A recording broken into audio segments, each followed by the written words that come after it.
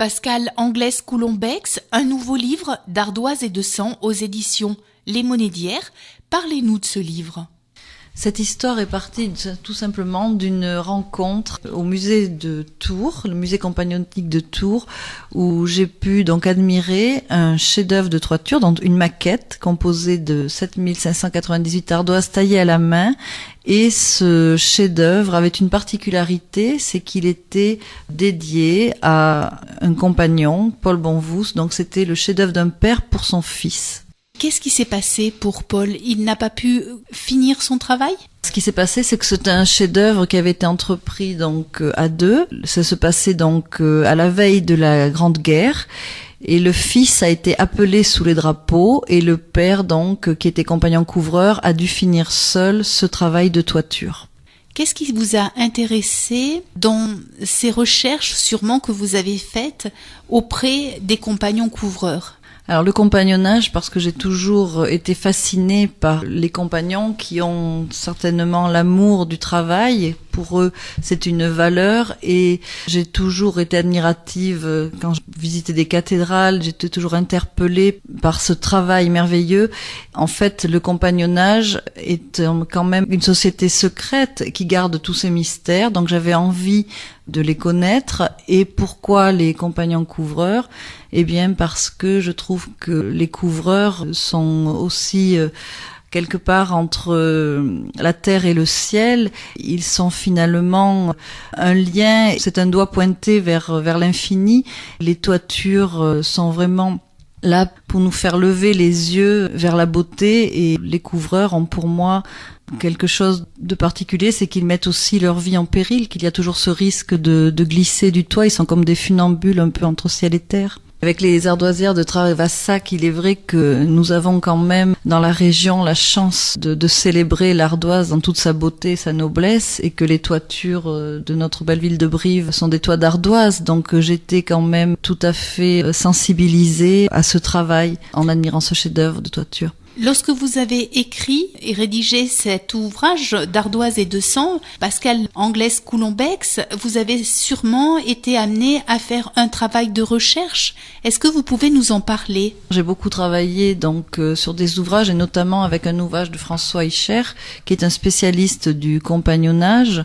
Il y a bien sûr d'autres livres. J'avais un livre sur Agricole Perdiguier, qui fut un contemporain de George Sand, puisque George Sand a écrit elle-même Le Compagnon du Tour de France, et je me suis appuyée sur des dictionnaires, sur des encyclopédies, sur des ouvrages de référence pour évidemment pouvoir offrir à mon lecteur tout un éventail de connaissances, à savoir expliquer un Tour de France, expliquer ce qu'est la Cayenne des compagnons, expliquer donc toutes leurs rites et leurs traditions.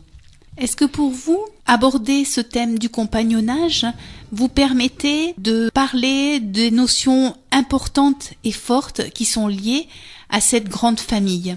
Les valeurs transmises par le compagnonnage étaient pour moi très importantes.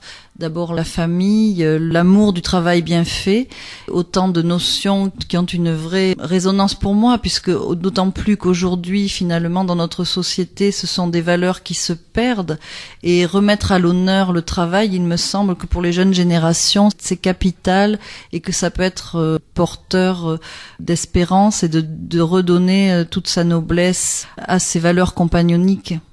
Vous nous disiez que lorsque vous aviez vu ce dôme pour la première fois, vous avez été particulièrement ému, particulièrement sensible à cette beauté, à ce chef-d'œuvre. Est-ce que vous pouvez nous expliquer pourquoi ? Quand on voit la précision du travail, quand on voit la légèreté de cette toiture, on imagine aisément le nombre d'heures qu'il a fallu passer, et je trouve que l'accomplissement d'un chef-d'œuvre, justement, c'est une façon de célébrer la patience, le travail et la recherche de la perfection. Et on sait bien que les compagnons nous ont laissé de nombreux témoignages de cet amour du travail bien fait dans les musées compagnoniques. Il suffit même d'aller à Brive au musée pour se rendre compte combien ils peuvent se dépasser, parce que là il y a le dépassement de soi, il y a aller se chercher vraiment là où on n'a pas été, et se découvrir soi-même, explorer finalement toutes les capacités que l'on peut avoir en soi. Ces valeurs sont utilisées dans l'histoire du livre et je dirais même qu'elles sont développées, approfondies, puisque ce père, en laissant ce chef-d'œuvre, surtout honorer la mémoire de son fils, et que dans l'atelier, lorsqu'il est dans cette poussière d'ardoise bleutée, il est quelque part avec son fils dans les tranchées, et que la poussière bleutée qui recouvre l'atelier, qui recouvre ses cheveux, ses mains, c'est la même poussière qui recouvre les hommes qui sont à Verdun dans l'enfer de la guerre. D'ardoise et de sang, et cette relation qui existe entre Paul le fils et Alfred le père, c'est donc une grande communion dans votre livre. C'est une grande communion, oui, c'est une relation d'amour filial qui va au-delà de la mort, puisque par le chef-d'œuvre accompli, par la trace que laissera Alfred, la mémoire du fils va perdurer, et c'est finalement un combat contre l'oubli.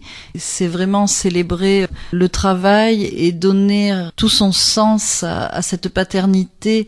Quand dans l'atelier il est seul et que toutes ses pensées sont tournées vers son fils, là on mesure à quel point il veut exorciser cette douleur et tout l'amour qu'il met, la force, l'acharnement pour réussir son chef-d'œuvre. C'est une façon pour lui d'exorciser sa révolte et de refuser finalement le départ de ce fils. Pascale Anglaise-Coulombex, je rappelle le titre de votre livre, D'ardoise et de sang, l'âme du compagnonnage, aux éditions Les Monédières.